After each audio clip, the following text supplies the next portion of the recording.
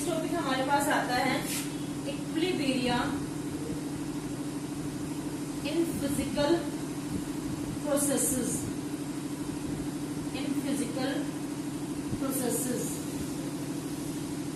सबसे first point है हमारे पास solid liquid equilibrium. Solid liquid equilibrium.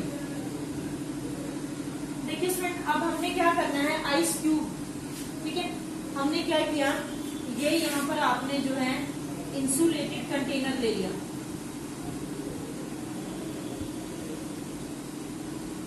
Thermos flask जिसको हम क्या कहते हैं, क्या आपने लिया, थर्मस फ्लास्क यहाँ पर ले लिया, ठीक है। आपने क्या किया, इसमें कुछ आइस के पीसेस डाल दिए और कुछ वाटर ऐड कर दिया यहाँ पर, ठीक है। क्या कर दिया आपने, वाटर और आइस के जो है यहाँ पर पीसेस, वाटर डाल दिया और आइस के पीसेस आपने यहाँ पर ऐड कर दिए, ठीक है।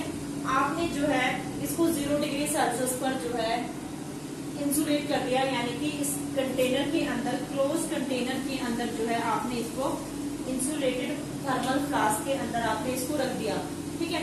उसके बाद ना तो सिस्टम से हीट सराउंडिंग में आएगी, मतलब कि बाहर की हीट अंदर आएगी, और ना ही अंदर की जो हीट है वो बाहर जाएगी, ठीक है।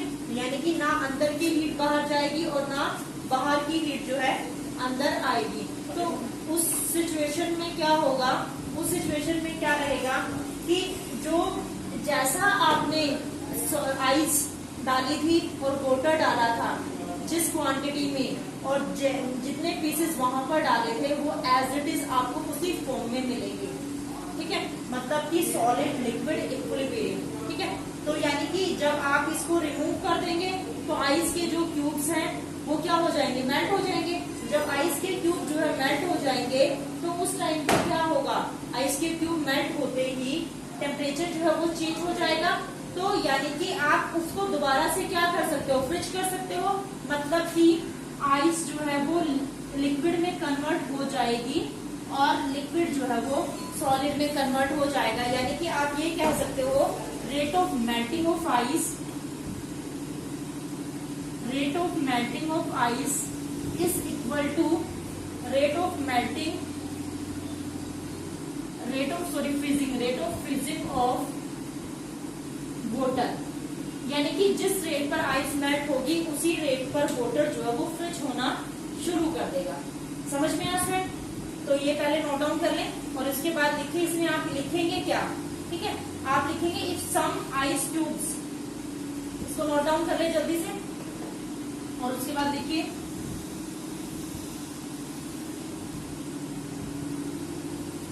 If some ice cubes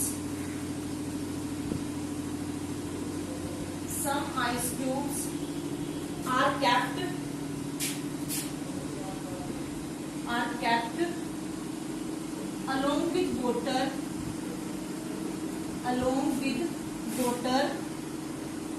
placed in thermos flask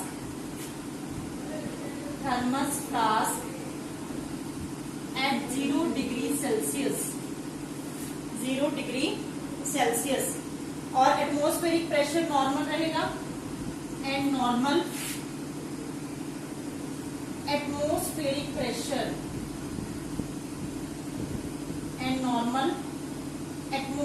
pressure, ठीक है।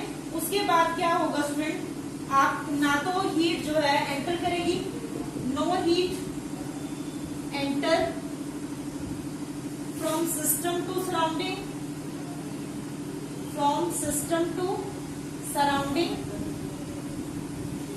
ठीक है, और system to surrounding to system,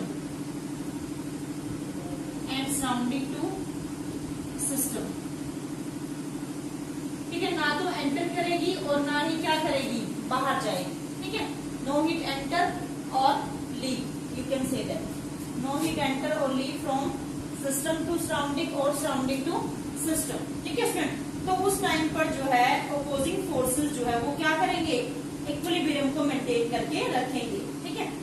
तो यहाँ पर आप लिखेंगे the mass of ice, then the mass of ice and water remains constant, जो मास ऑफ आइस और वाटर होगा वो क्या रहेगा, कांस्टेंट रहेगा, मतलब जैसे था वैसे ही रहेगा। तो इसका मतलब हम क्या कह सकते हैं, how ever to opposing forces, how ever to opposing processes, ठीक है। क्या थे, दो अपोजिंग प्रोसेसेस है ना, कि सॉलिड लिक्विड में, और लिक्विड जो है सॉलिड में जो है, तो going on at equilibrium, going on at equilibrium, ठीक है। कहां पर जाएंगे वो, इक्विलिब्रियम प्रोसेस पर जो है जाएंगे, are melting of ice and freezing of water, are melting of ice, melting of ice and freezing of water, ठीक है, melting of ice and freezing of water. तो ये हमारे पास स्टूडेंट क्या है, सॉलिड टू लिक्विड। तो यानी कि rate of melting of ice is equal to rate of freezing of water, ये इक्वल हो जाएंगे। जिस रेट पर मेल्ट होगा उसी रेट पर क्या होगा, फ्रिज होता चला जाएगा। तो ये हमारे पास था सॉलिड लिक्विड इक्विलिब्रियम। और स्टूडेंट जिस टेम्परेचर पर सॉलिड और लिक्विड जो है वो इक्विलिब्रियम में आते हैं उसे हम नॉर्मल फ्रीजिंग पॉइंट कहते हैं या मेल्टिंग पॉइंट कहते हैं, ठीक है। जिस भी उसमें रहते हैं, अगर वो फ्रिज होते हैं जिस टेम्परेचर पर, तो वो उसका फ्रीजिंग पॉइंट हो जाएगा, और जिस टेम्परेचर पर वो मेल्ट होते हैं तो वो उसका क्या होगा, मेल्टिंग पॉइंट हो जाएगा। समझ में आ गया सबको। तो ये हमारे पास था सॉलिड लिक्विड इक्विलिब्रियम। जल्दी से इसको नोट डाउन कर लें।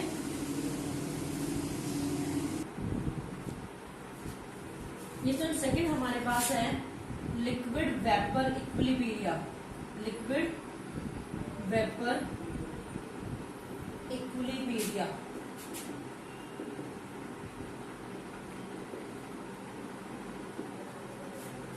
अब यहां पर क्या होगा, ठीक है, क्या होगा स्टूडेंट, जो रेट ऑफ इवेपोरेशन है that is equal to rate of condensation, rate of condensation. Example देखिए, हमने एक क्लोज कंटेनर लिया यहां पर,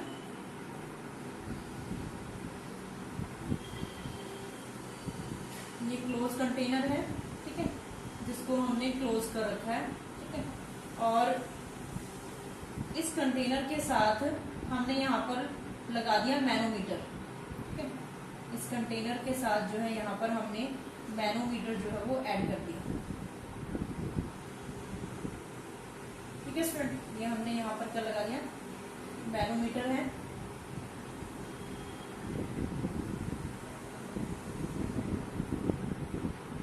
ठीक है। अब ये अभी हमने इसको बिल्कुल इवैक्यूएट कर लिया है, ठीक है, इवैक्यूएटेड कंटेनर है हमारे पास।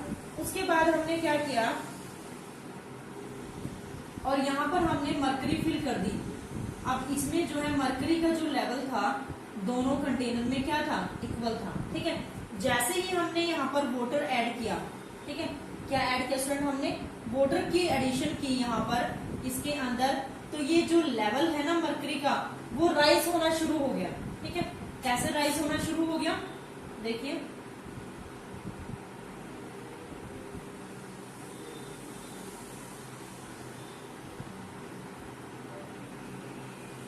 ये आपके पास कंटेनर है,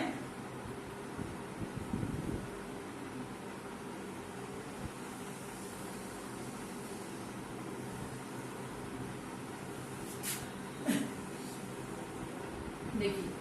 अब यहाँ पर जैसे ही आपने वाटर फिल किया तो ये लेवल बढ़ गया यहाँ से और ये लेवल कम हो गया, ठीक है।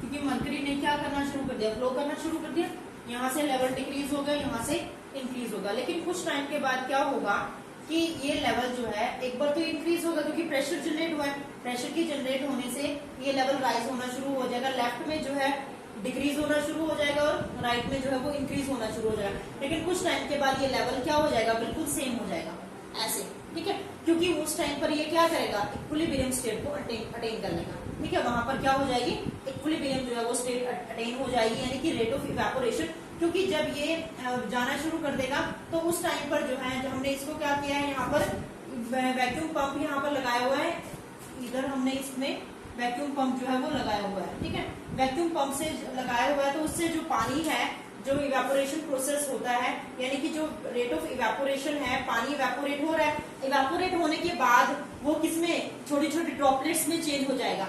जब वो एकदम से, जब गैस बनेगी तो प्रेशर बनेगा, तो प्रेशर जनरेट होगा तो ये मूव करेगा। उसके बाद क्या होगा कि जब वो प्रेशर क्या हो जाएगा, प्रेशर जो है वो कम हो जाएगा, यानी कि जैसे हमने एक गैस के ऊपर जो है कंटेनर रखा, कंटेनर को हमने पानी फिल कर दिया और उसके ऊपर जो है प्लेट रख दी। ठीक है, प्लेट रखने के बाद जब पानी में बॉयल होना शुरू हुआ तो आप देखेंगे प्लेट के ऊपर छोटी छोटी ड्रॉपलेट्स बन चुके हैं, जब वो पूरी तरह से, यानी कि अब पानी इवेपोरेट होने के बाद कंडेंसेशन का प्रोसेस वहां पर शुरू हो गया, यानी कि वाटर की ड्रॉपलेट प्लेट के ऊपर बन चुकी हैं। इवेपोरेशन, जो वेपर्स थे वो क्या हो चुके हैं, कंडेंस हो चुके हैं। जैसे वाटर साइकिल जो होता है, रेन जो बारिश होती है वो भी किसके ऊपर होती है, इवेपोरेशन प्रोसेस होता है। जो इवेपोरेशन प्रोसेस होता है तो वहां से क्या हो जाता है, कंडेंसेशन प्रोसेस शुरू हो जाता है, और कंडेंसेशन प्रोसेस से वाटर की ड्रॉपलेट जो है वो अर्थ पर आ जाती है। तो सेम प्रोसेस यहाँ पर अप्लाई होगा। जैसे ही प्रेशर होगा तो ये लेवल डिक्रीज होना शुरू हो जाएगा, और जो राइट साइड के में है मैनोमीटर में, वो क्या होना शुरू हो जाएगा, इंक्रीज होना शुरू हो जाएगा। लेकिन जब ये रेट ऑफ इवेपोरेशन जो है, जब वाटर की ड्रॉपलेट्स बननी शुरू हो जाएंगी तो वहां पर उस टाइम पर क्या होगा, जैसे ड्रॉपलेट है बन चुकी है तो प्रेशर खत्म हो गया। प्रेशर खत्म होने के बाद ये सेम इसी कंडीशन के अंदर जो है आ जाएगा। ठीक है स्टूडेंट, तो ये हमारे पास क्या होगा, rate of evaporation is equal to rate of condensation. Is that clear to everyone?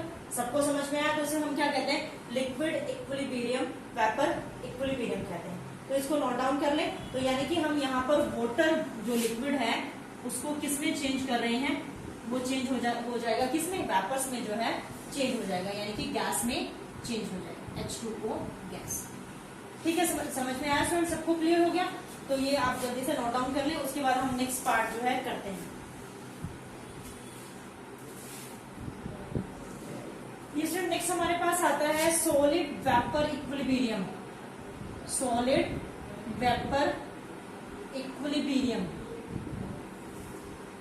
इसमें क्या होता है स्टूडेंट, देखो सॉलिड जो है वो डायरेक्टली चेंज हो जाता है किसमें, गैसेस में। ठीक है, सॉलिड डायरेक्टली वेपर्स में चेंज हो जाता है। इस प्रोसेस को हम सब्लिमेशन कहते हैं। क्या कहते हैं, सब्लिमेशन कहते हैं। ठीक है, तो यानी कि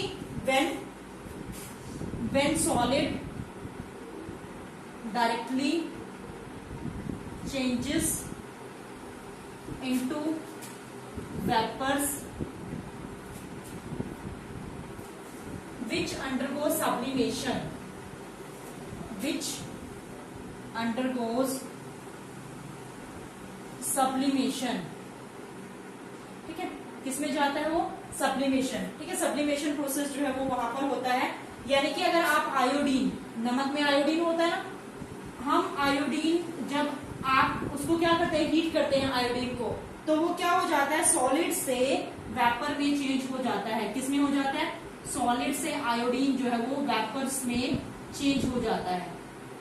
ठीक है सर, आयोडीन सॉलिड से किसमें चेंज होता है, वेपर्स की फॉर्म में चेंज हो जाता है। तो यानी कि इस प्रोसेस को हम क्या कहते हैं, सब्लिमेशन कहते हैं। और ये सॉलिड वेपर इक्विलिब्रियम को अटेन करेगा जब ये सॉलिड से किसमें चेंज होगा, वेपर में, और वेपर से फिर आप इसको क्या कर सकते हो, इसमें चेंज। हमने लैब में 9th में एक एक्सपेरिमेंट किया था। हमने क्या किया था कि अमोनियम क्लोराइड लिया था। ठीक है, NH4Cl, अमोनियम क्लोराइड। ठीक है, हमने क्या किया, उसको चाइना डिश में अमोनियम क्लोराइड को रख दिया और उसको हीट करने के लिए रखा अमोनियम क्लोराइड को, और ऊपर से हमने जो है फनल रख दी, उल्टी करके इन्वर्टेड फनल हमने रख दी। उसके बाद उसके इन्वर्टेड फनल के ऊपर हमने कॉटन, जो फनल का जो ओपन वाला पार्ट होता है उसमें हमने कॉटन डाल दी, और उसके बाद जब हमने उसको हीट किया तो सॉलिड जो है वो किसमें चेंज हो गया, गैस में। अब वो इवेपोरेट नहीं हुआ, जो इसके अमोनियम क्लोराइड के जो पार्टिकल्स थे ना, वो किसके ऊपर, कॉटन बॉल के ऊपर जो है वो स्टिक हो गए। यानी कि हम उसको जब फ्रिज करेंगे तो वो किसमें चेंज हो जाएगा, सॉलिड में जो है कन्वर्ट हो जाएगा। तो ये हमने प्रोसेस जो है 9th में किया था। तो ये सॉलिड से जो है डायरेक्टली किसमें चेंज हो जाएगा, गैस में, अमोनियम क्लोराइड। इसको भी सब्लिमेशन कहते हैं। क्या है ये, सब्लिमेशन का एग्जाम्पल है। और जब सॉलिड से गैस में होगा फिर गैस से सॉलिड में, तो उस टाइम पर ये इक्विलिब्रियम को क्या करेगा, अटेन करेगा, तो उसे हम क्या कहते हैं, सॉलिड वेपर इक्विलिब्रियम कहते हैं। समझ में आया स्टूडेंट सबको? तो इसको फटाफट से नोट डाउन कर लें।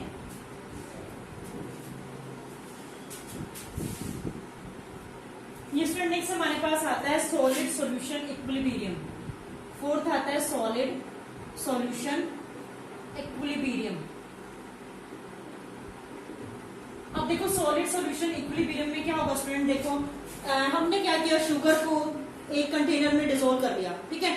हम जब तक डिसोल्व होती रही, हम शुगर डालते रहे, एक लेवल ऐसा आएगा कि शुगर वाटर में डिसोल्व करना बंद कर देगी, यानी कि वो सैचुरेटेड सॉल्यूशन बन जाएगी। समझ रहे हैं? हमने क्या किया, एक कंटेनर लिया, एक कंटेनर के अंदर शुगर के पार्टिकल को डिसोल्व करते रहे, ऐड करते रहे शुगर, ज्यादा से ज्यादा क्वांटिटी हमने शुगर की ऐड की। तब तक हमने शुगर की क्वांटिटी ऐड की जब तक शुगर के पार्टिकल्स ने वाटर में डिसोल्व करना बंद नहीं कर दिया, यानी कि जब वो डिसोल्व होना बंद कर देंगे उस टाइम पर वो क्या बन जाएगी, सैचुरेटेड सॉल्यूशन बन जाएगी। तो यानी कि वो हमारे पास क्या, उस टाइम पर क्या होगा कि जो रेट ऑफ डिसोल्यूशन है, क्या होगी, rate of dissolution is equal to rate of precipitation. Rate of precipitation यानी कि जो रेट ऑफ डिसोल्यूशन है वो किसके इक्वल हो जाएगी, रेट ऑफ प्रेसिपिटेशन के, यानी कि जो शुगर के सॉलिड पार्टिकल्स हैं, ठीक है, शुगर के क्या हैं, सॉलिड पार्टिकल्स हैं, वो किस में चेंज हो जाएंगे, शुगर यानी कि सॉल्यूशन, क्योंकि हमने उसमें वाटर भी क्या ऐड किया है, वाटर की भी आपने उसमें क्या की है, एडिशन की है। तो स्टूडेंट जब ये डिसोल्व करना बंद कर देगा, सैचुरेटेड सॉल्यूशन बन जाएगी, यानी कि रेट ऑफ डिसोल्यूशन जो है रेट ऑफ प्रेसिपिटेशन के इक्वल हो जाएगी, तो उस टाइम पर ये क्या अटेन करेगी, इक्विलिब्रियम जो है वो अटेन होगा। यानी कि आप प्रेसिपिटेशन को डिसोल्यूशन में चेंज कर सकते हैं, आप शुगर सॉलिड को जो है सॉल्यूशन में, और सॉल्यूशन को जो है वो सॉलिड में चेंज किया जा सकता है। समझ में आ गया स्टूडेंट? तो ये हमारे पास था सॉलिड सॉल्यूशन इक्विलिब्रियम। ठीक है, क्लियर हो गया सबको? अब हमारे पास नेक्स्ट है गैस सॉल्यूशन इक्विलिब्रियम। पहले इसको नोट डाउन कर लें और एग्जांपल जो है मैंने बताया वो नोट डाउन कर लेंगे आप। यस स्टूडेंट, अब फिफ्थ आता है हमारे पास gas solution equilibrium. Gas solution equilibrium. अब देखिए स्टूडेंट, गैस सॉल्यूशन इक्विलिब्रियम का क्या कंसेप्ट होगा। अब जैसे हम सोडा वाटर बॉटल्स देखते हैं, कोल्ड ड्रिंक की बॉटल्स देखते हैं, उसके अंदर जो है जो मॉलिक्यूल्स होते हैं उनको हाई प्रेशर के अंडर रखा जाता है, यानी कि CO2 गैस उसमें फिल की जाती है। तो यानी कि जो आपके पास CO2 गैस है जो हमने सोडा वाटर बॉटल्स में डाली है, ठीक है, वो क्या बनाती है, सॉल्यूशन। जो भी हमने वहां पर शुगर लिया है, वाटर जो भी हम कोल्ड ड्रिंक की बोतल या सोडा वाटर में डालते हैं, तो वो किसमें चेंज हो जाता है, CO2 को। जब हाई बॉटल्स जो हाई प्रेशर के अंडर बॉटल्स में जो है रखा जाता है, तो जो CO2 गैस है वो किसमें चेंज हो जाती है, CO2 सॉल्यूशन में। और जब हम CO2 को बाहर निकाल देते हैं, ठीक है, तो वो मतलब दूसरे कंटेनर में भी आप उसको कलेक्ट कर सकते हो, तो CO2 जो है वो CO2 गैस में चेंज हो जाएगी, सॉल्यूशन में से CO2 सेपरेट हो जाएगी। क्योंकि आपको पता है कि जब तक प्रेशर बना हुआ है, आपने उसको, जब तक वो बोतल बंद है, सोडा वाटर बॉटल्स है या कोल्ड ड्रिंक की बोतल है, जब तक वो बंद है तो वहां पर प्रेशर जनरेट है। जैसे आप उसको ओपन करोगे तो CO2 जो है वो क्या हो जाएगी, एक्सपेल आउट हो जाएगी। ठीक है, CO2 बाहर निकल चुकी है, तो उस टाइम पर जो है आपको क्या मिलेगी, ओनली सॉल्यूशन मिलेगी। मतलब कि हम जो है CO2 को, गैस को जो है CO2 सॉल्यूशन में, और CO2 जो है solution can be converted into CO2 gas. तो उस टाइम पर जो इक्विलिब्रियम अटेन होगा, that is known as gas solution equilibrium. और इसके बेसिस पे स्टूडेंट हेनरीज लॉ बना हुआ है जो 12th में है। तो हेनरी लॉ भी ये कहता है कि जो प्रेशर है वो डायरेक्टली प्रोपोर्शनल है किसके, मोल फ्रैक्शन के। ठीक है, किसके है, यानी कि मास, मोल फ्रैक्शन में क्या है हमारे पास, नंबर ऑफ मोल्स है। नंबर ऑफ मोल्स क्या होते हैं, मास के इक्वल होते हैं। ठीक है, यानी कि जितना मास होगा उतना ही प्रेशर भी ज्यादा होगा। ठीक है, जितना मास ज्यादा करते जाएंगे उतना ही प्रेशर भी ज्यादा इंक्रीज करना होगा। तो यानी कि ये हमारे पास क्या हो जाएगा, solid solution, sorry gas solution equilibrium हो जाएगा। तो स्टूडेंट ये हमारे पास थे, क्या थे हमारे पास, जो इक्विलिब्रियम इन फिजिकल प्रोसेस। अब हम करते हैं इक्विलिब्रियम इन केमिकल प्रोसेस। वैसे आई थिंक आज के लिए इतना सफिशिएंट है, कल हम नेक्स्ट जो है टॉपिक में करते हैं जो केमिकल इक्विलिब्रियम है। ठीक है, thank you student and have a nice day.